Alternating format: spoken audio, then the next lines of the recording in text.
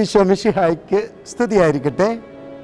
ക്രിസ്തുവിൽ എനിക്ക് ഏറ്റവും സ്നേഹവും വാത്സല്യവുമൊക്കെയുള്ള സഹോദരങ്ങളെ, എല്ലാ മക്കളെയും ഞാൻ സ്നേഹപൂർവ്വം കൈയിട്ട് ഈശോയുടെ സവിധത്തിലേക്ക് സ്വാഗതം ചെയ്യുന്നു. ഇതൊരു നല്ല പ്രഭാതമാണ്. നമ്മൾ ഉണരുന്നത് ഈശോയുടെ തിരുമുഖം കണി കണ്ടുകൊണ്ടാണ്. ഈശോയുടെ ഓരം ചേർന്നാണ് നമ്മുടെ ജീവിതം ആരംഭിക്കുന്നത് തന്നെ. അതിനേക്കാൾ വലിയ ഭാഗ്യം എന്നുണ്ട്. അതുകൊണ്ട് നമുക്ക് ചേർന്ന് നിൽക്കാം, കുടുംബം ചേർന്ന് നിൽക്കാം. പലപ്പോഴും ഒരു സ്തുതി ചൊല്ലി തുടങ്ങുമ്പോൾ ജീവിതം ഒത്തിരി അനുഗ്രഹപ്രദമാകുന്നത് ഒത്തിരി മക്കളെ സാക്ഷ്യപ്പെടുത്തുന്നത് ഞാൻ കേട്ടിട്ടുണ്ട്. അല്ല, പുലർകാലത്ത് നമുക്ക് ദൈവം തന്ന ജീവിത പങ്കാളിക്കൊരു സ്തുതി ചൊല്ലുക, അതൊരു വലിയ പുണ്യമാണ്. ഈശോയ്ക്കൊരു സ്തുതി ചൊല്ലുക, നമ്മളെ മക്കൾക്കൊരു സ്തുതി ചൊല്ലുക, അതൊരു വലിയ അനുഗ്രഹമാണ്. അതുകൊണ്ട് നമുക്ക് ആദ്യം തന്നെ അത് ചെയ്യാം. എല്ലാവരും ഒന്ന് പറഞ്ഞേ, ഈശോ മിശിഹായ്ക്ക് സ്തുതിയായിരിക്കട്ടെ, ഈശോ മിശിഹായ്ക്ക് സ്തുതിയായിരിക്കട്ടെ, ഈശോ മിശിഹായ്ക്ക് സ്തുതിയായിരിക്കട്ടെ. നമുക്ക് സങ്കീർത്തനോടൊപ്പം ദൈവത്തിന് നന്ദി പറഞ്ഞാലോ? പുലരിയിൽ നിദ്രയുണർന്നങ്ങേ പാവന സന്നിധി അണയുന്നു, കർത്താവേ നിൻ കരുണയ്ക്കായി നന്ദി പറഞ്ഞു നമിക്കുന്നു. കർത്താവേ, ഞാനും എൻ്റെ കുടുംബവും ഈ പുലർകാലത്ത് നന്ദി പറഞ്ഞ് നമിക്കുന്നു. എന്നാൽ നീയാണ് ഞങ്ങൾക്ക് ശാന്തമായ ഒരു സായങ്കാലം തന്നത്, നീയാണ് ഞങ്ങൾക്ക് ഏറെ വിശ്രമപൂർണമായ ഒരു രാത്രികാലം തന്നത്, നീയാണ് ഞങ്ങൾക്ക് പ്രകാശപൂർണമായ പ്രത്യാശപൂർണമായ പ്രസരിപ്പുള്ള ഒരു പ്രഭാതം തന്നത്, നീയാണ് എല്ലാം തന്നത്.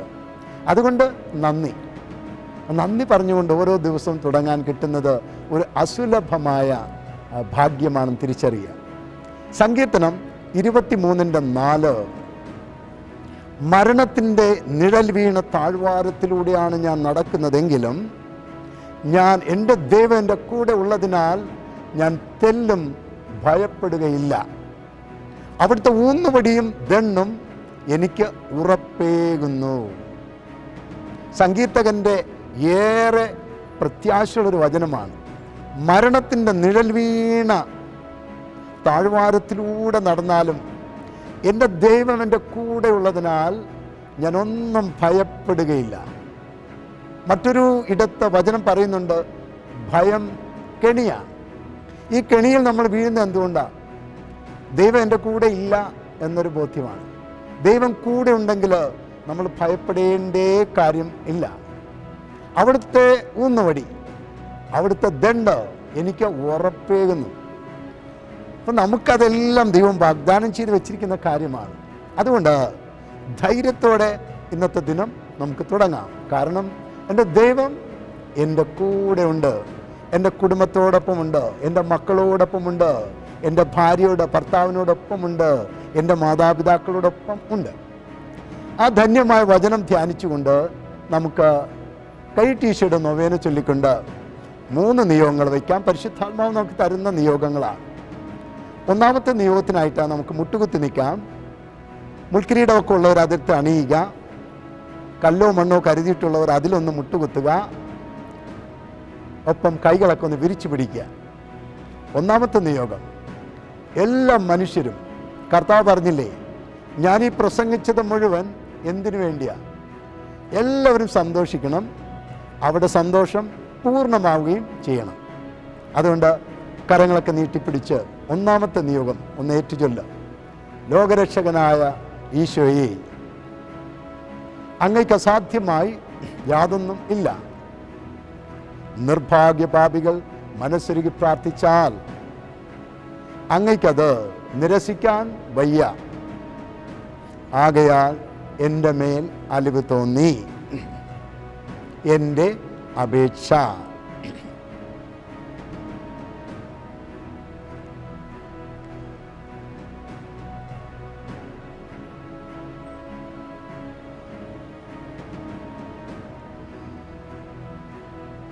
സാധിച്ചു തരണമേ.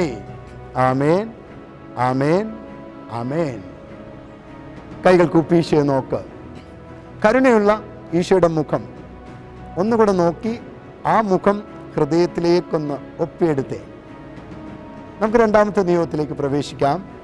രണ്ടാമത്തെ നിയോഗം ആഗോള കത്തോലിക്ക സഭയാണ്.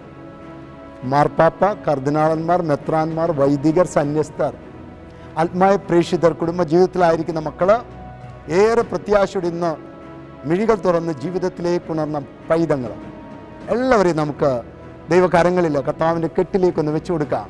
എല്ലാ മക്കളും വിശ്വാസത്തിലും ദൈവസ്നേഹത്തിലും അടിക്കടി വളരട്ടെ എന്ന് പ്രാർത്ഥിക്കും. കൈകൾ നീട്ടിപ്പിടിച്ച് ഏറ്റുചൊല്ല്.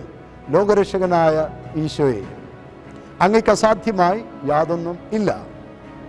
നിർഭാഗ്യ പാപികൾ മനസ്സുരുകി പ്രാർത്ഥിച്ചാൽ അങ്ങയ്ക്കത് നിരസിക്കാൻ വയ്യ. ആകയാൽ എൻ്റെ മേൽ അലിവ് തോന്നി എൻ്റെ അപേക്ഷ.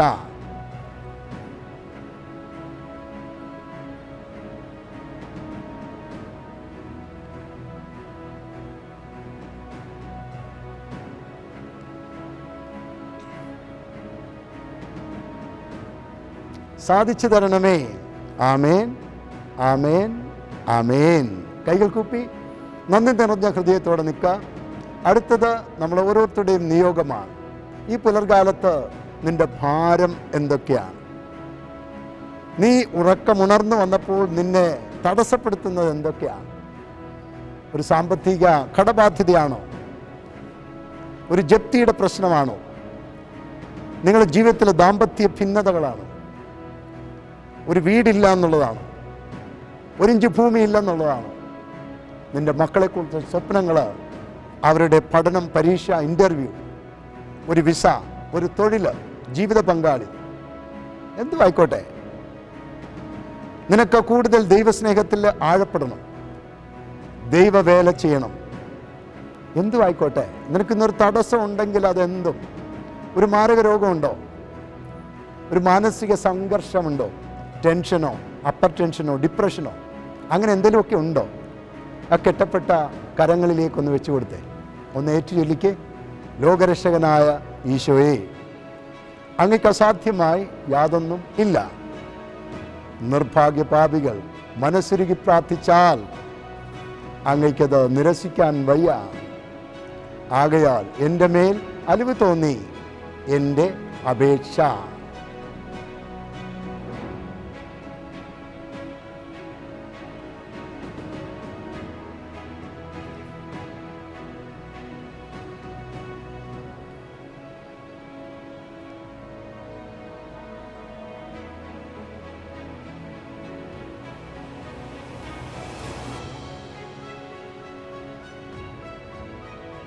സാധിച്ചു തരണമേ.